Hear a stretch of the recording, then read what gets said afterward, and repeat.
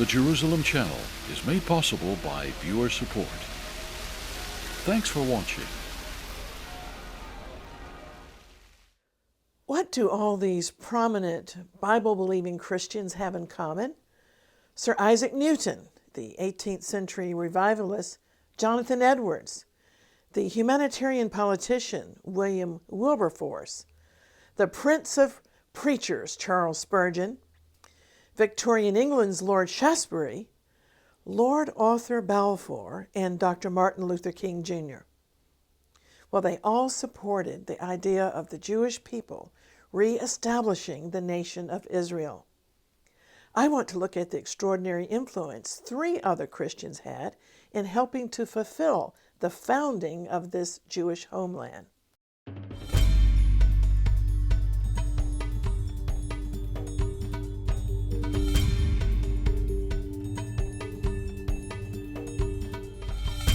Hello, I'm Christine Darg. Christian Zionism is known as a belief among Bible believers that the establishment of the State of Israel in 1948 was indeed a fulfillment of Bible prophecy. In the 20th century, the term Christian Zionism began to be applied to believers who support the aspirations of a Jewish state, superseding the earlier term Christian restorationism. The belief that Christians should actively support Jews in returning to the land of Israel has circulated in Protestant circles since the time of the Reformation and the days of the Puritans. A 17th century Scottish theologian, Samuel Rutherford, wrote that he longed to see the sight of our elder brethren, the Jews, and the Messiah fall upon each other's necks and kiss each other, as prophesied in the Bible. In 1762, Charles Wesley wrote a Zionist hymn which included these lyrics: "Rebuilt by his command, Jerusalem shall rise. Her temple on Moriah shall stand again and touch the skies." An Israeli historian suggests that evangelical restorationists of the 1840s, in fact, passed this notion of restoration on to Jewish circles. One of these Christian restorationists was an Anglican clergyman, William Henry Hechler. The Reverend Hechler is the first of 3 Christian visionaries who were strong shadow figures behind Jewish aspirations in the Holy Land.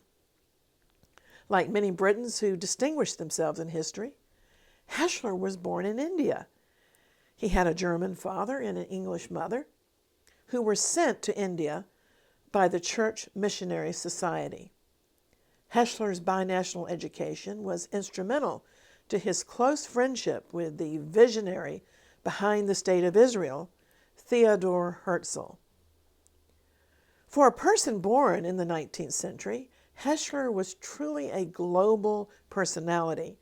He traveled more extensively than most persons do in the 21st century.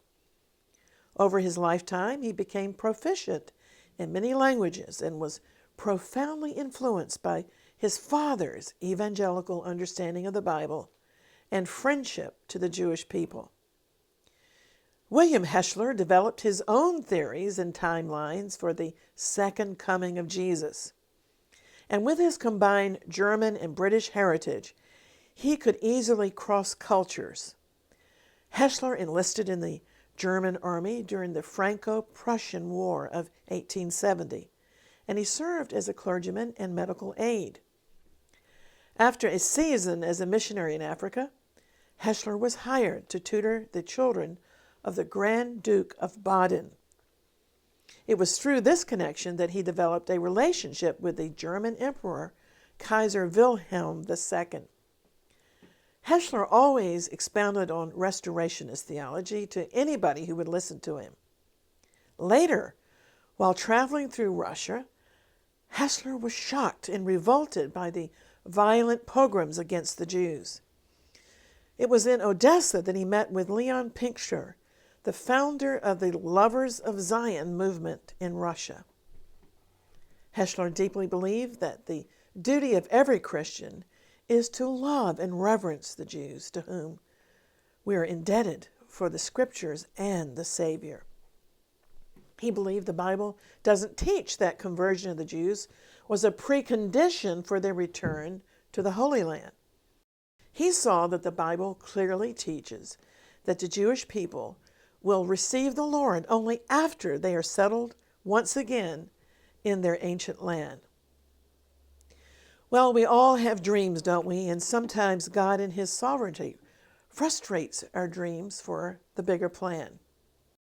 Hechler had a personal dream to be appointed as bishop at the Protestant church where I worship in Jerusalem, historic Christ Church, inside Jaffa Gate. His heart's desire was to flow in God's divine purposes for the Jewish people and to be located in Jerusalem's old city. But sometimes God gives us our heart's desire in another form. Instead of Christ Church Jerusalem, Hechler was appointed as the chaplain of the British Embassy in Vienna because God intended for him to connect with Israel's visionary, Theodor Herzl, who was a journalist in Vienna.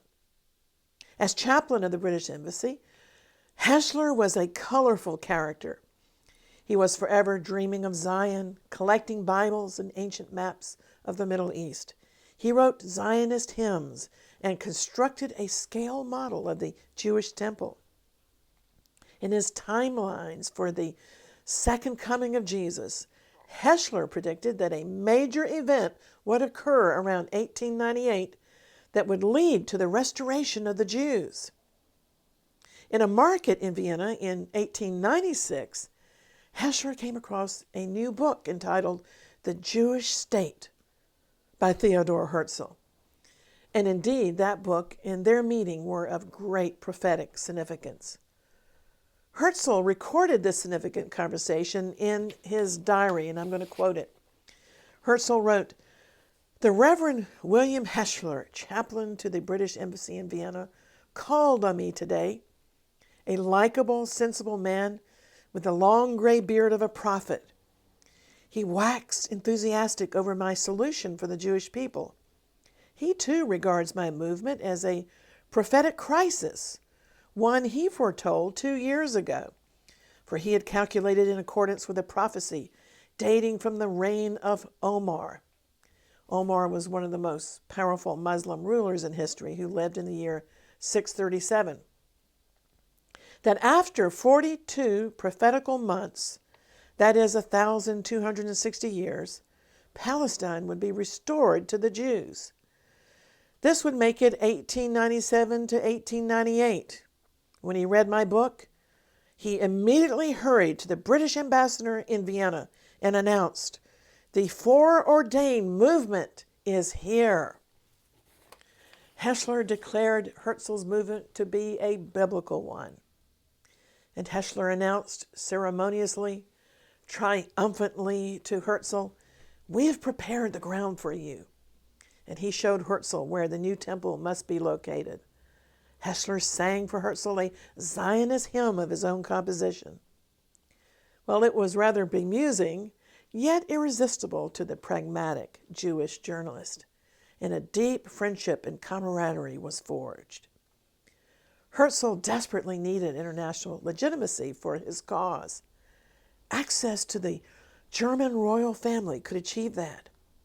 Herzl also needed Hechler's confidence as well as his contacts to gain recognition for Zionism by a great European power. By the grace of God, Hechler pulled it off. The Grand Duke of Baden was always fascinated by Hechler's eschatological predictions, as well as Herzl's pragmatic proposal to restore the Jews to the Holy Land.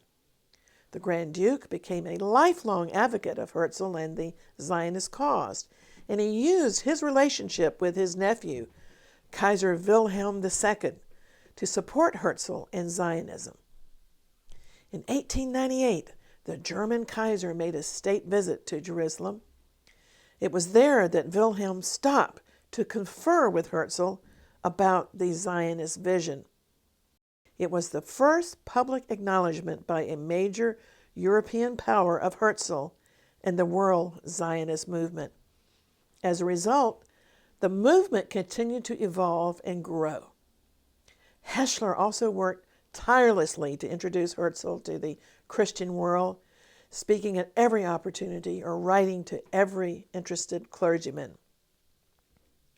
In 1897, Herzl convened the First World Zionist Congress in Basel, Switzerland, and his Christian counselor, William Hechler, was invited to the Congress as a non-voting delegate and the first Christian Zionist. In fact, as Herzl's aide and friend, Hechler attended 5 Zionist congresses. Hechler was also at Herzl's deathbed and recorded his last words, which were to greet the Holy Land on his behalf. Herzl died at the age of 44 in 1904. Before his death, Herzl had asked the Zionist community to remember and honor Hechler for all he had done to benefit the Jewish people. Well, for many years he was a prophet without honor, which is the title of a year-long exhibition on Hechler's life, currently on display at Christ Church, Jerusalem, the place where, ironically, Hechler had desired to serve. As a true prophet, Hechler had warned of a soon coming catastrophe that would befall the Jewish people. And tragically, 6 million European Jews were murdered by the Nazi regime. Yet miraculously, 17 years after Hechler's death, the State of Israel was born in May of 1948. Hechler's grave in a London cemetery remained unmarked. That fact came to the attention of the Jewish American Society for Historic Preservation, and together with British Christians, there was a ceremony attended by Christ Church Jerusalem's rector, David Pelagi, who had discovered the unmarked grave. I was privileged, along with other British Christians and Jewish dignitaries, including a representative of the Israeli Knesset, to attend the ceremony in 2011 when an appropriate graveside memorial was erected. The headstone reads, Reverend William Hechler, 1845 to 1931, a lover of God, His Word, and His ancient people, tireless adversary of anti-Semitism, friend and counselor of Theodor Herzl. May his memory be blessed and honored in Israel. Were it not for this visionary Anglican priest, Theodor Herzl could have remained an obscure Austrian writer, long forgotten by now. It is Hechler and the Zionist debt to him that is today largely forgotten. Hechler was the quintessential restorationist, a forerunner and embodiment of what it means to be a Bible-believing supporter of the Jewish state. His detractors described him as an eccentric and even a madman. And the same derogatory words have been used to describe a second Christian restorationist, the late Major General Orde Wingate. Wingate was another Englishman born in India who has been honored by the State of Israel perhaps more than any other Christian. A city square has been named after Wingate, a postage stamp was issued with his portrait, and a sports training facility in Netanya, as well as a village near Haifa, are named after him.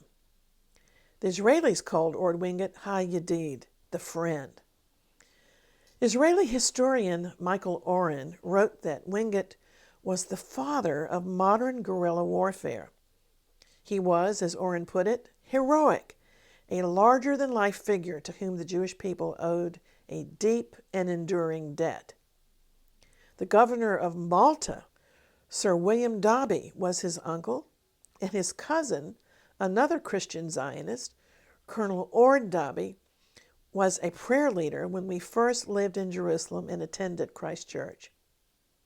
Wingate's father's cousin, Sir Reginald Wingate, was Governor General of the Sudan and High Commissioner of Egypt, and had a considerable influence on Orde Wingate's career.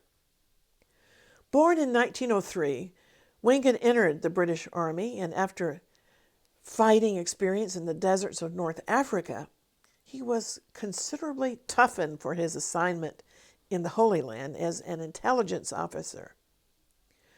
Brought up as a conservative evangelical, Wingate viewed the creation of a Jewish state as a religious duty.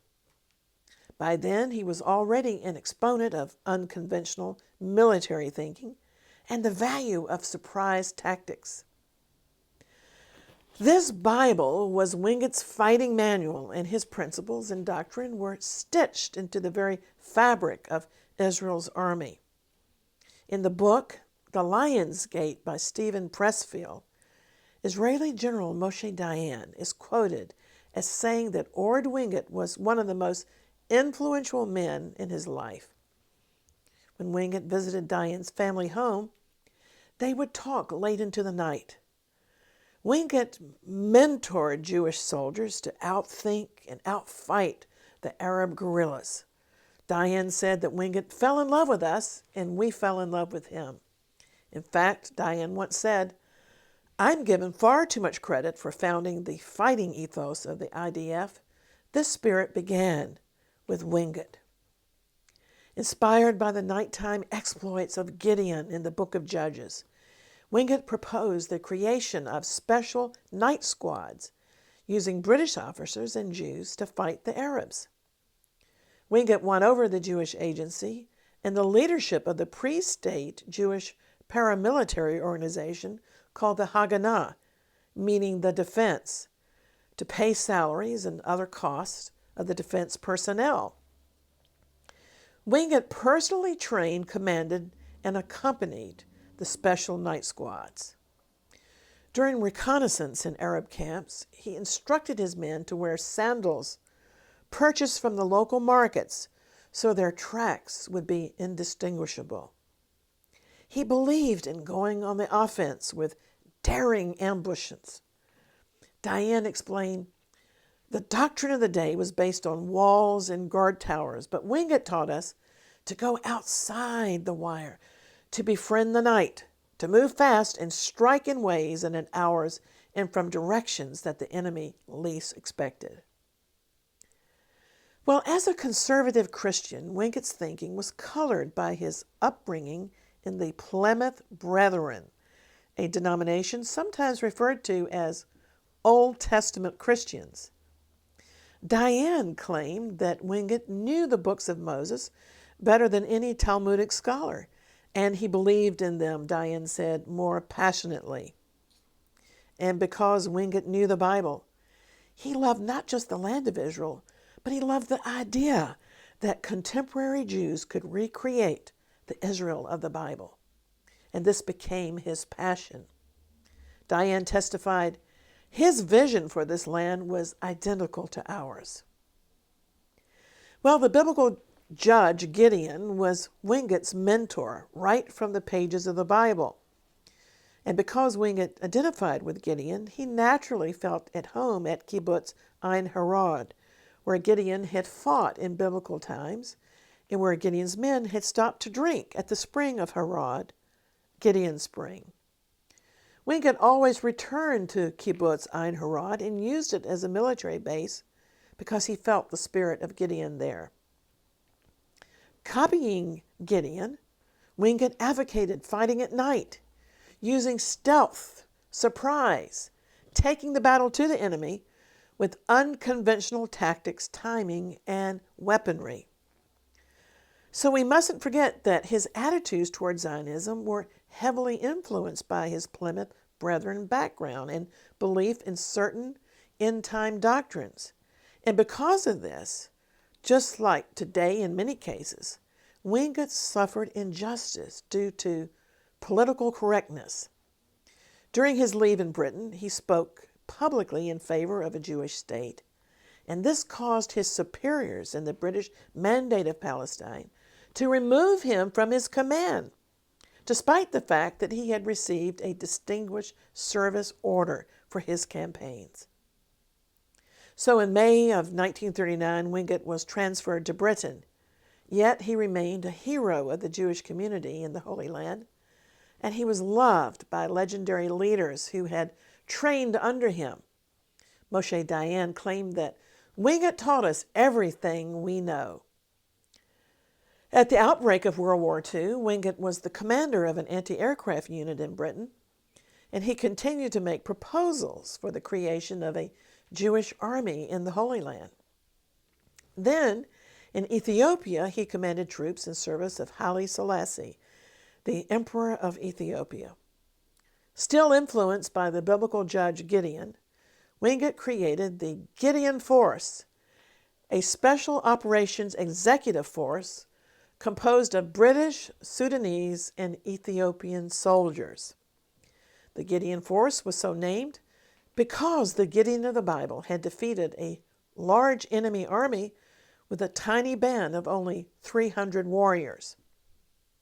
Wingate invited a number of veterans of his Haganah special night forces to join him.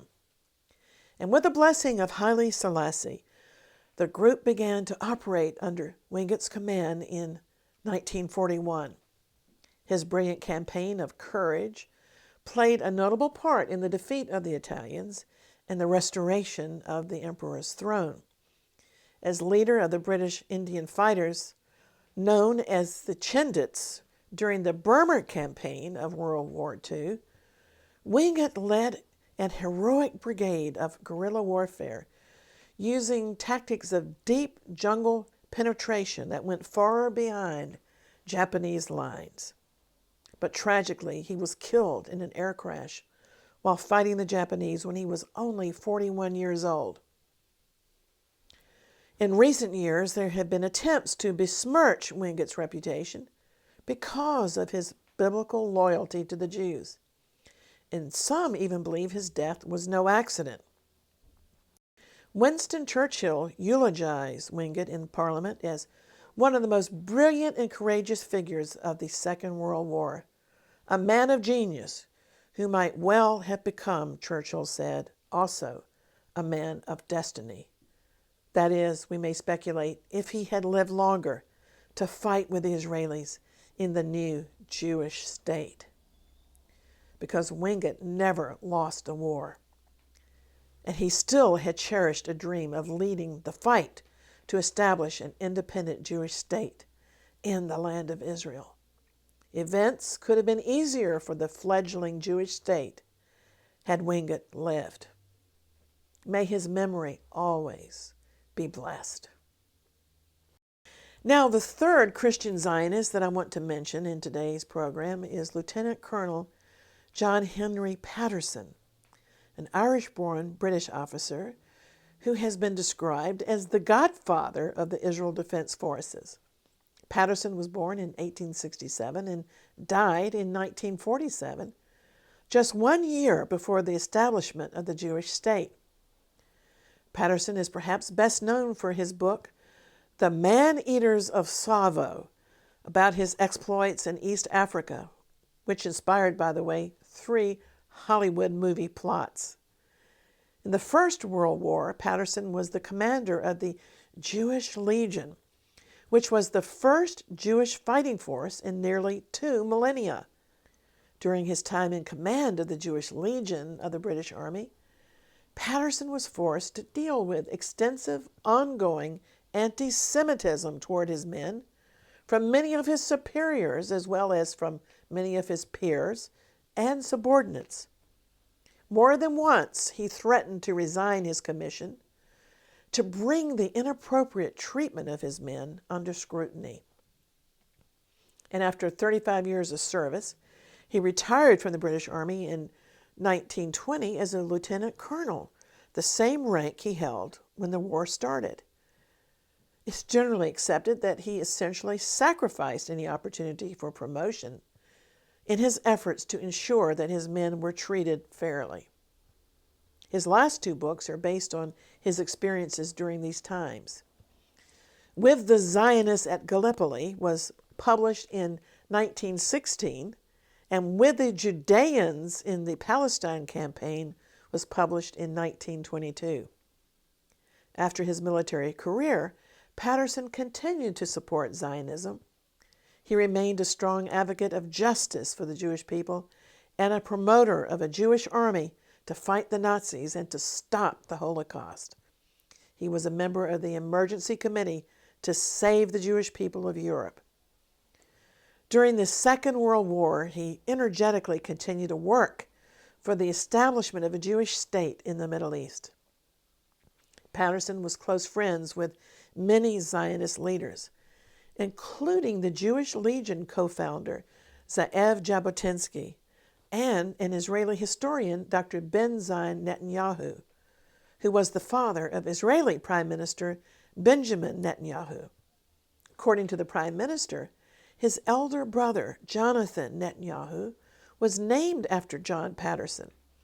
In fact, Patterson attended Jonathan Netanyahu's circumcision and gave the baby a silver cup engraved with the words, "To my beloved godson, Yonatan, from Lieutenant Colonel John Henry Patterson."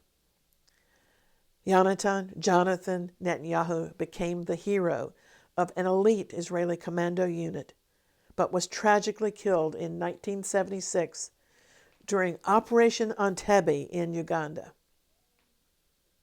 Well, one of Patterson's final wishes was to be buried in Israel.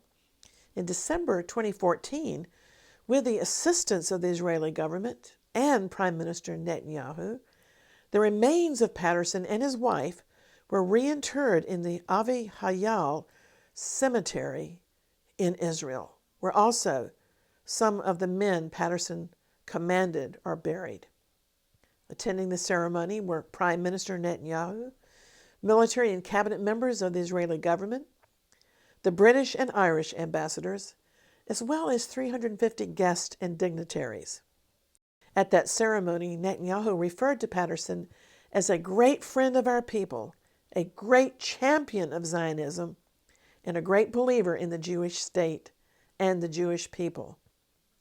May his memory always be blessed. I'd like to observe that these three men, William Hechler, Orde Wingate, and John Patterson, went against the tide and allowed their Christian upbringing to guide them in helping to found the Jewish state. The question remains in our generation, will we be as brave and farsighted? Thank you for joining me in this edition of Exploits. And I'd like to remind you that all of our videos are available at any time at our website at exploits.tv, where you can click online to receive our color magazine Exploits based upon Daniel 11:32. That verse declares that the people who know their God will be strong and do exploits. In other words, we will take action and accomplish the works of the Lord. Please keep in touch with us through social media and invite your friends to watch. Until next time, always contending for the faith and praying earnestly for the peace of Jerusalem, I'm Christine Darg. Shalom.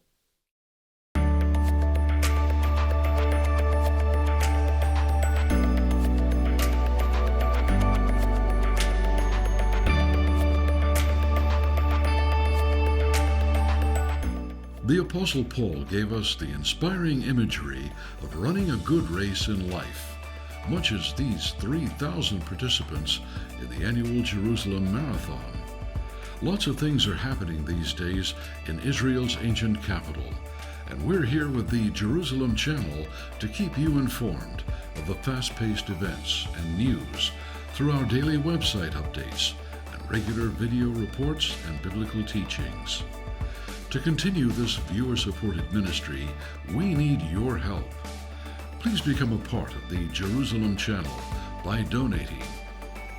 Just click the donate button on our website to give by credit or debit card. You can also donate by check to our U.S. address or our UK post office box. We're here to anticipate that one day soon we'll witness thousands running joyfully through the streets of the Holy City to welcome King Messiah.